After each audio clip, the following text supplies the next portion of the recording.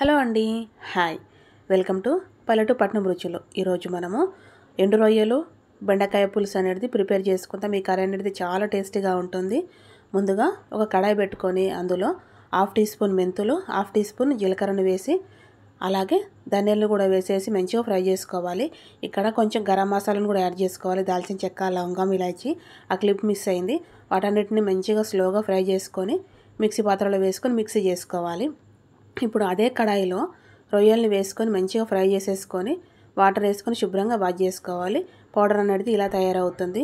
మరొక కడాయి తీసుకొని అందులో ఆయిల్ వేసుకొని పోపు దినుసులు అనేది యాడ్ చేసుకోవాలి. ఆవాలు, జీలకర్ర, ఎండుమిర్చి, వెల్లుల్లి, కరివేపాకు. వెల్లుల్లి కొంచెం ఎక్కువ వేసుకుంటేనే బాగుంటుంది. అలాగే పచ్చిమిర్చి, ఆనియన్ వేసుకొని వీటన్నింటిని చక్కగా ఫ్రై చేసుకోవాలి. అలాగే కొంచెం పసుపు, రుచికి సరిపడా సాల్ట్ వేసుకొని చక్కగా మిక్స్ చేసుకోవాలి.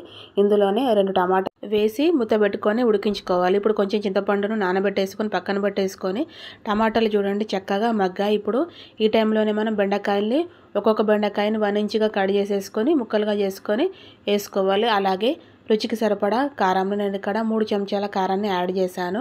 పులుసు కూర కాబట్టి కొంచెం కారం ఎక్కువనే పడుతుంది.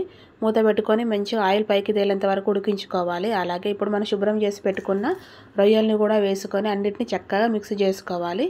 ఇప్పుడు మనము చింతపండు రసాన్ని యాడ్ చేసుకుందాము.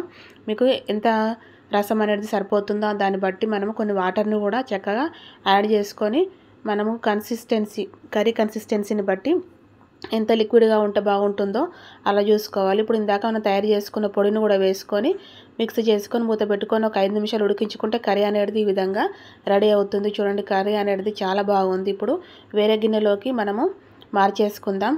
కొత్తిమీర వేసుకొని దించేసుకుంటే కర్రీ అనేది సూపర్గా రెడీ అవుతుంది. చాలా టేస్టీగా ఉంటుంది.